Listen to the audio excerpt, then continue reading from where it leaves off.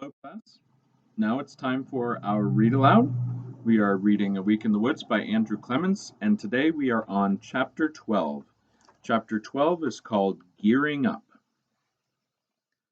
The world of camping gear was a revelation to Mark. After the computer in the family room had been linked up to the DSL connection, Mark discovered more than a dozen terrific stores on the web that specialized in getting people ready to deal with Mother Nature.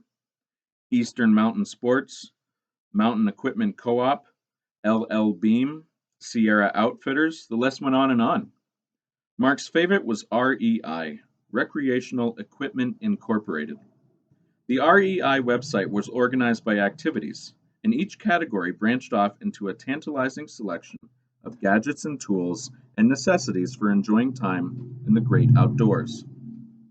Tents, sleeping bags, rock climbing gear, mountain bikes, kayaks and canoes, camping stoves, knives, communication equipment, maps and direction finders, shoes and boots of every imaginable kind, sunglasses and binoculars, and an endless assortment of different kinds of special outdoor clothing.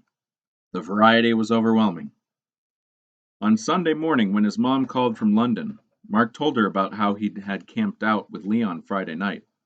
Then he said, I really want to do a lot of overnight trips at camp this summer.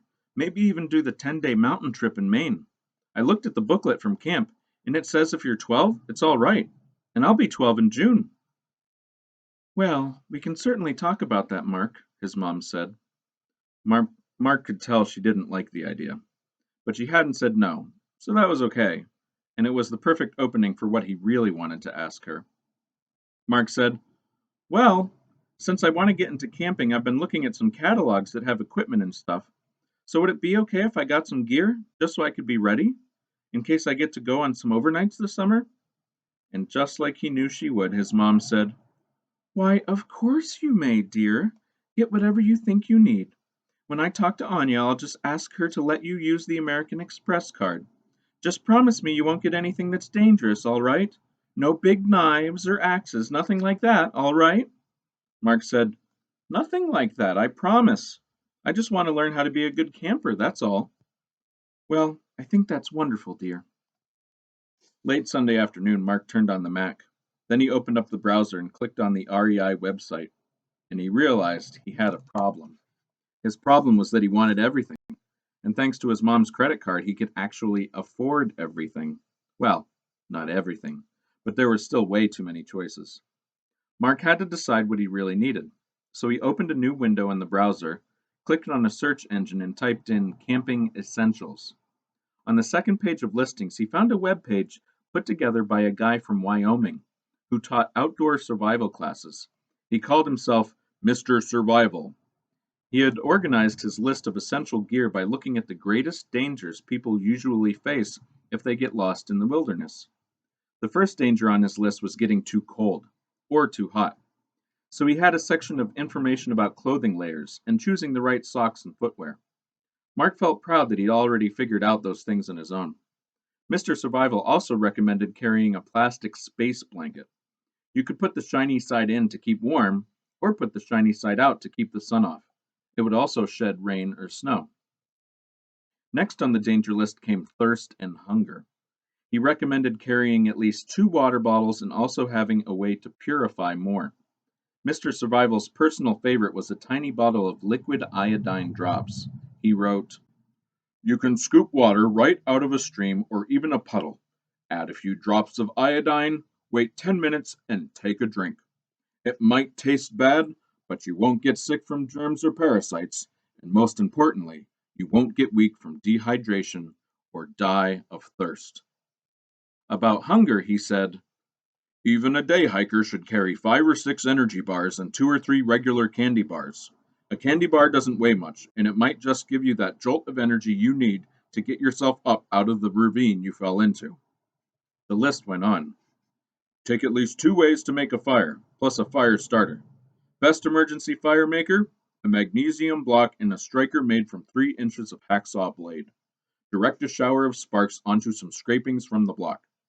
Best fire starter? Cotton balls covered with petroleum jelly.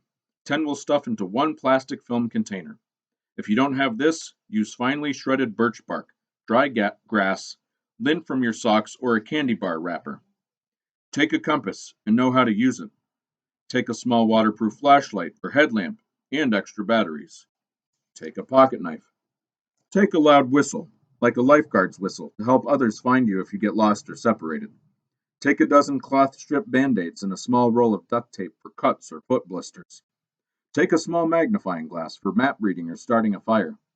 Take 2 zip seal plastic bags for carrying water. Take a roll of dental floss or other strong light cord, at least 100 feet, and a strong sewing needle.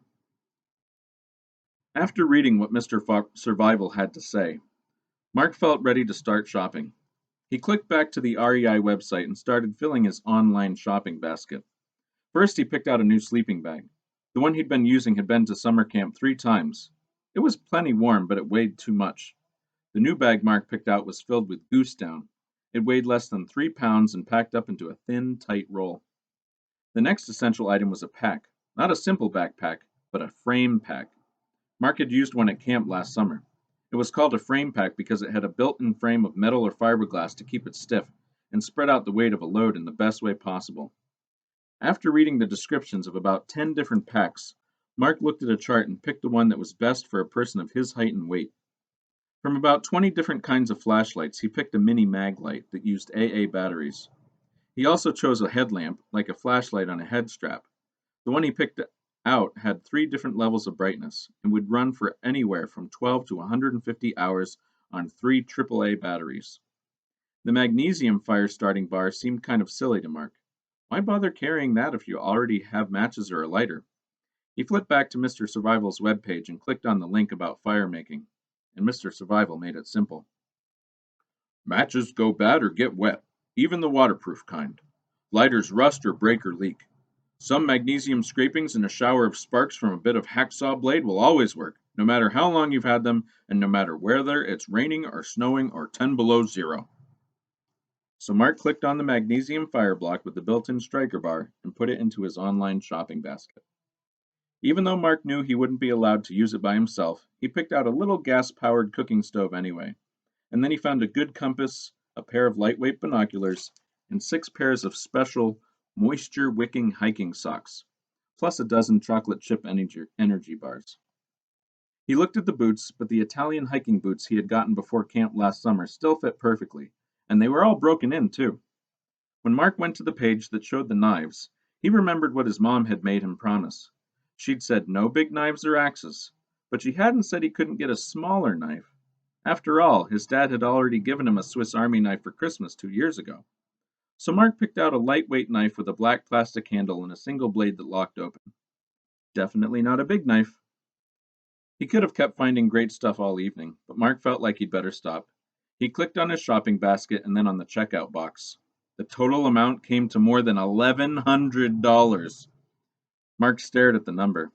$1,100 was a lot of money. He started to look at the list of things he'd chosen, trying to figure out which ones to put back.